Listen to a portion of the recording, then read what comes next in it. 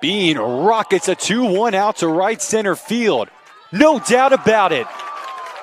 Bean a solo shot, and we're tied up at 1 apiece in the bottom of the first. Harmon, a team high 17 points, drives again with the right hand, gets the angle to go. Morey whips one inside. Olsen, top shelf finish. And Olsen has her second goal of the day. From behind the arc. Nas Tyson, nice look. Percy File, athletic two-hand slams. Aguilar moves up. Here's the shot by C. Top shelf goal. It's now 3-0 Bears. Could not have put it at a better spot for number 45. Kerrigan. Brown lifts this right center field, and this one's gone. Second home run of the inning for the Bears. This time, Kalen Brown leaves the ballpark, and LR up by 2. Picks up the dribble. Hamilton Campbell, long range 3. That was on the logo. Kuda, base hits. Down that left field line, McPeak scores from third. Mason Maxwell is going to get the sign all the way from first base, and he will score without any contested throw. Wade Kuda drives in 2 with a 2-out double. Off it, coming in, shot fired, bounce, and a goal. Bears get another one. Over for the Bears and right back into the hands of Fields. Fields trying to go coast to coast, bounce pass to Gathers, and the layup's good. The top, nice spin to the left, goes back towards the right. Left again, Campbell working in, and a goal. Ellie Campbell, what an individual effort. Johnson will get inside to Fowler, working on that far block, up and under. 1-2 count from Braden Houston, swing and a miss, strike 3. Lenore Ryan wins their first game at home this season.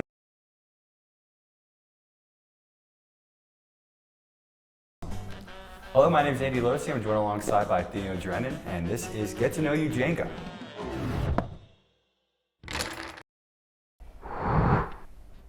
All right, best concert you've ever been to? So I think I've only been to one concert, and that was the John Party concert. He's a country singer, so yeah, best concert for sure. All right, question for you. All right. What game show would you love to be on? Probably like Too Hot to Handle. It's my favorite TV show on Netflix right now, so yeah. Oh my. I mean, a little 2-for-1 right there. Yeah, I guess I'll answer both. If you could only have one social media account, which one would you choose? Probably Facebook, so I can connect with my mom and my parents. That's a good one. Yep. And now you gotta tell your best joke. What do you call a mountain of cats? I don't know. A meowton. I like it. Thank you. What is the best season? Best season? I know everybody's been saying summer. It's a great season, but I think early fall, can't beat it. Yes. Summer is just too hot, you know? You're just sweating all the time, but early fall, when you get just the right breeze, I mean, it doesn't get better. It's like that 70s, Yeah. like during the day. It's like, what is your most used emoji? I'm glad I got this question, because if anybody did not say the laughing emoji, they're lying. Or like they're weird. It has to be the laughing emoji. It is. But the cat one, the cat laughing emoji. Oh. It's just way funnier. That's different. That's new. Yeah. Yeah. Just gotta go for it. Yeah. What celebrity would you love to meet? I think 2006, Megan Fox. Transformers era. It's a good movie. Yeah, she seems like a great girl. I'd love to meet her. You have to sing karaoke. What song do you pick? I don't know if you guys know the song. It's a little underground. It's like it's called Freestyle by Lil Baby. Oh, no, I know that one. Yeah. It's been making its ways recently. Yeah, it's a little underground, but yeah, I'd kill that song. What fashion trend do you wish would go away? The jorts. Okay. Yeah, they're so bad. I don't know why anybody would ever wear them. They are different. Good. No! Well, that was Get to Know You Jenga. Welcome back to Lake Hickory Country Club with the 2023 SAC Men's Golf Championship. I'm joined alongside the head coach of the men's golf program here with Elliot Gailey, whose team finished second place here in the tournament. Coach, second place, runners up here on your home course. How does that feel? It's great. I mean, we had a goal to win, obviously. We felt like being at home was a big advantage to us, and the guys did a great job the first couple of days to put us in position. It just wasn't meant to be today. But I think overall, with the strength of our conference and a lot of the top 25 teams that we've been beating in the last couple of weeks, we felt like we had a good chance, and they did a good job this week. You guys had a great start to this tournament. That Sunday, you emphasized that your team has been able to have great second and third days on the tournaments. But bring us back to Sunday to get that start. How did that fuel the confidence for the rest of the week? I thought it was big. I felt like, I knew they believed in themselves. They were talking the right way. They were, you could see their mannerisms were in a belief stage. It wasn't a doubtful stage, which I really love to see. And we talked about, let's put ourselves in position after day one to kind of fight for this thing. And they did a great job. A couple guys stepped up and shot under par. Some other rounds around par as well. So it was good to stay close. And we knew Anderson was going to be tough to beat, but I felt like they did a good job in day one, and then we kind of springboarded things in day two.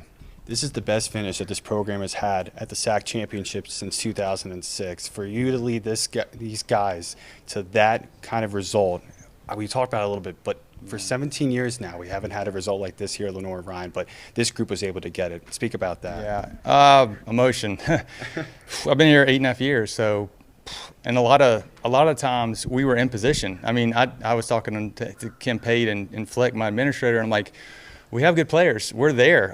We're fourth with 3 holes to go. We were first with 1 round to go like 6 or 7 years ago, and I'm just so proud of the team, all of them. I mean, all 12 of them that came out today supported each other, and the girls as well. So it's just awesome to watch them do it. Coach, congratulations on this result. Lenoir-Rhyne comes in second in the 2023 SAC Men's Golf Championship.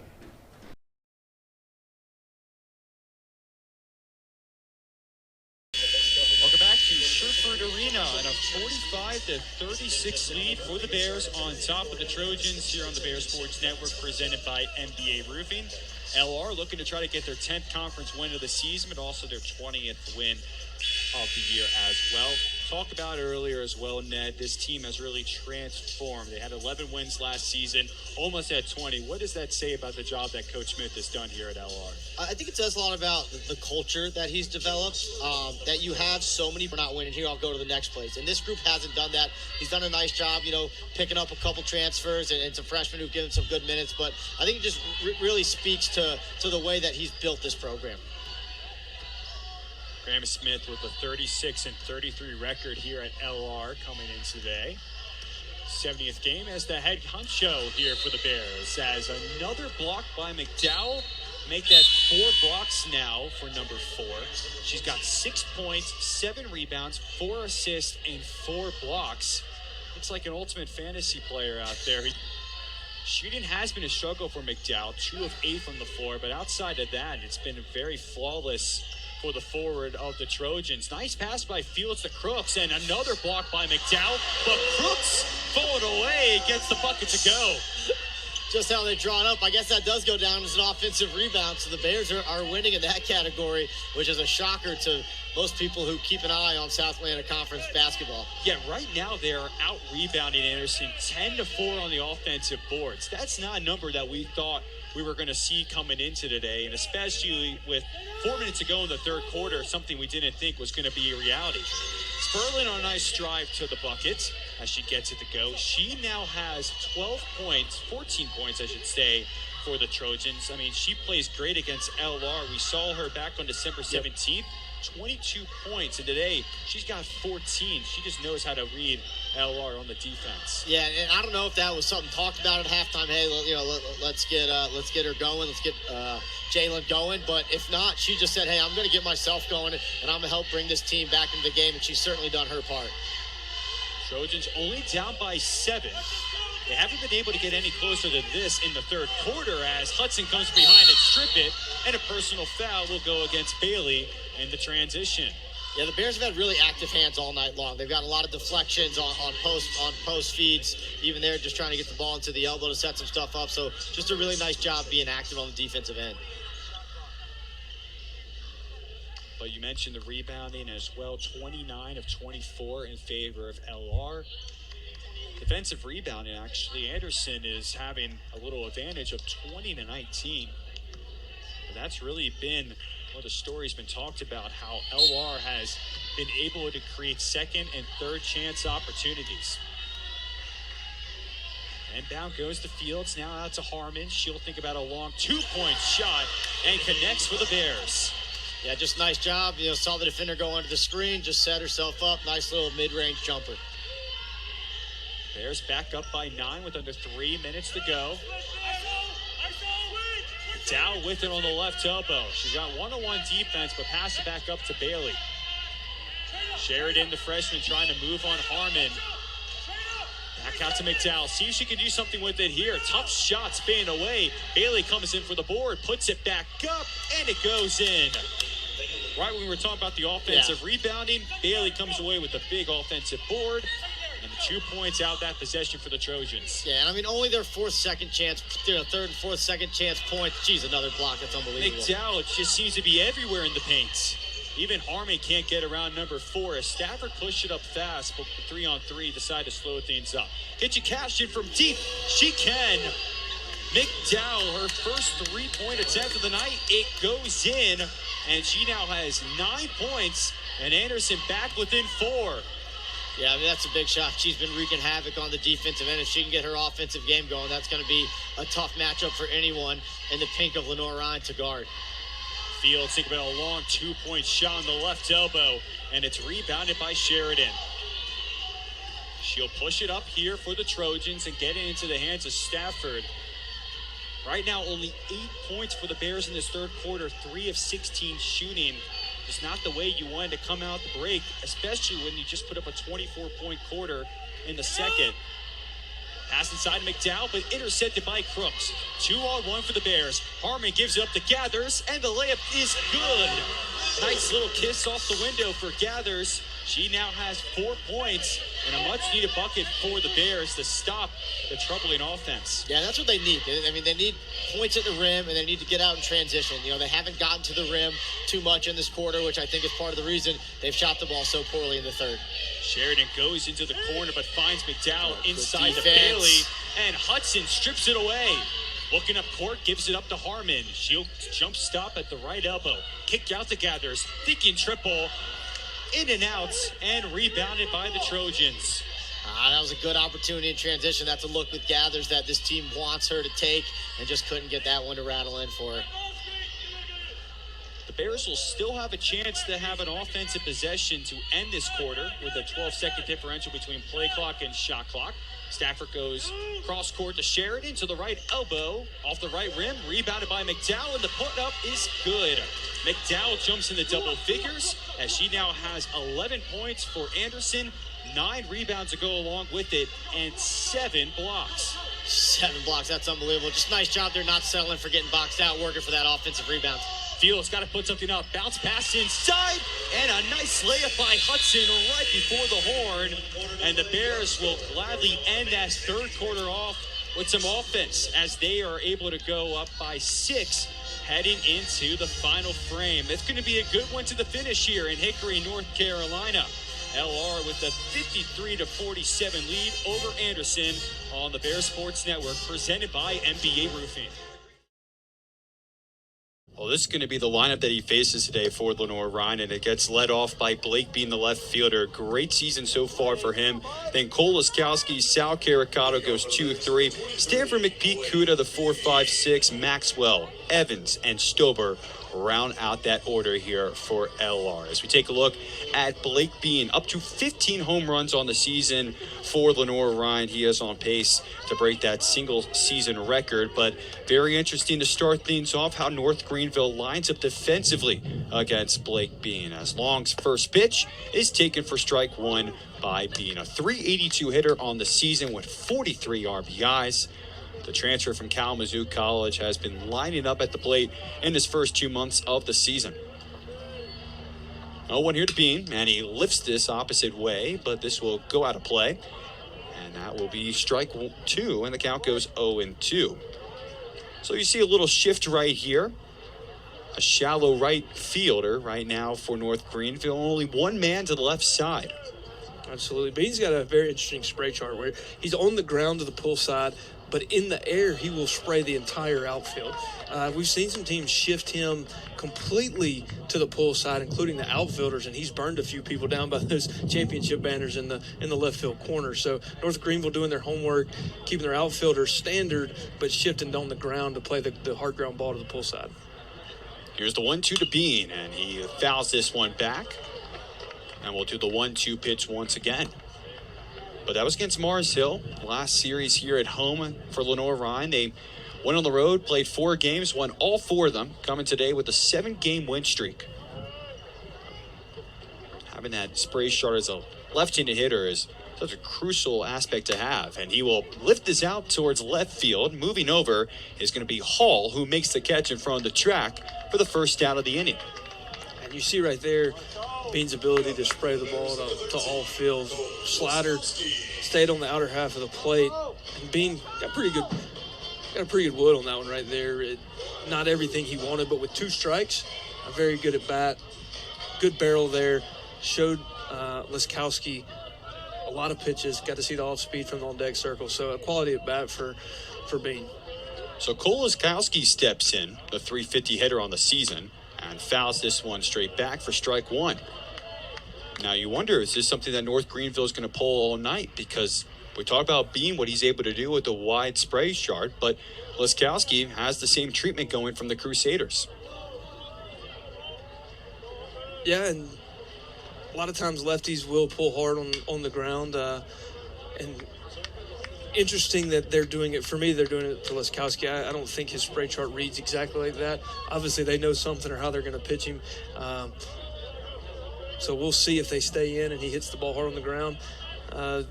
Big open gap there up the 6th hole through the left center field gap. There's the 0-2, and Laskowski fouls this one off to stay alive. But we're saying Bivens, the third baseman, the only man to that left side of the infield right now for the Crusaders. He stays in on the counts that don't get to 2 strikes, but when they get to 2 strikes, he knows that the bunt equation is out of play for the batter, so he shifts on back to the dirt. And another 0-2 hole here for an LR batter. And Laskowski will barrel that one into the netting again. And a shift that's illegal now in the MLB is what we're seeing right now. This is what they've gone away from, right, Andy, in major leagues, and being able to take this away. Not sure where I stand on that, but there's only 8 people in front of him, no matter where they put him. Here's the 0-2 pitch on the way, and Laskowski sits on strike 3. And Cole Long gets his first strikeout on an off-speed pitch to Laskowski, and it's 2 up, 2 down. Absolutely, and that's a different breaking ball than the one we saw Bean fly out to left field on. Was more of a sharper slider. That pitch had a little bit more depth to it, a little bit more of a slurve. So seeing multiple pitches here from Long.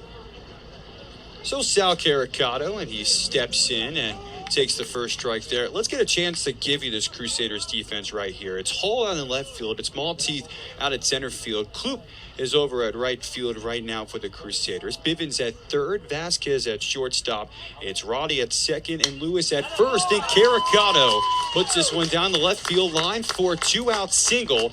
And the designated hitter comes through for the first hit of the day for the Bears.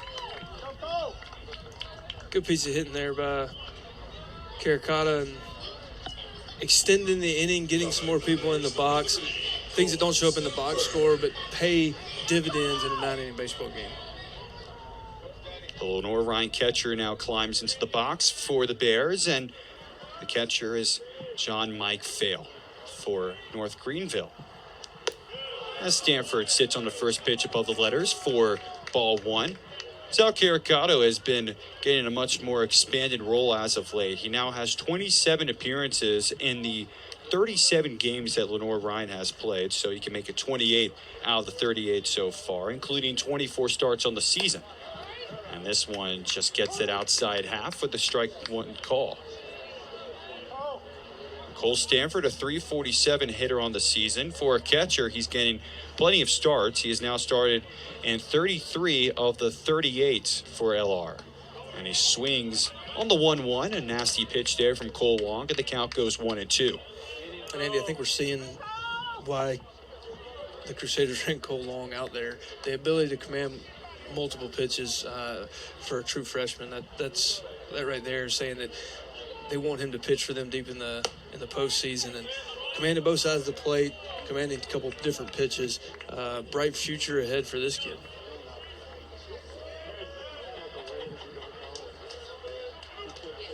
Righty-righty battle that goes to deuces wild. 2 balls and 2 strikes with 2 away. Caricato holds. Stanford will tap this one to the right side. It's taken on the bounce by Roddy, and the throw to Lewis at first gets the runner. LR gets a base runner on, but they cannot erase this 1-run deficit. And through 1 inning of play, it's the Crusaders 1. It's the Bears 0 as we go to the second on the Bear Sports Network, presented by MBA Roofing.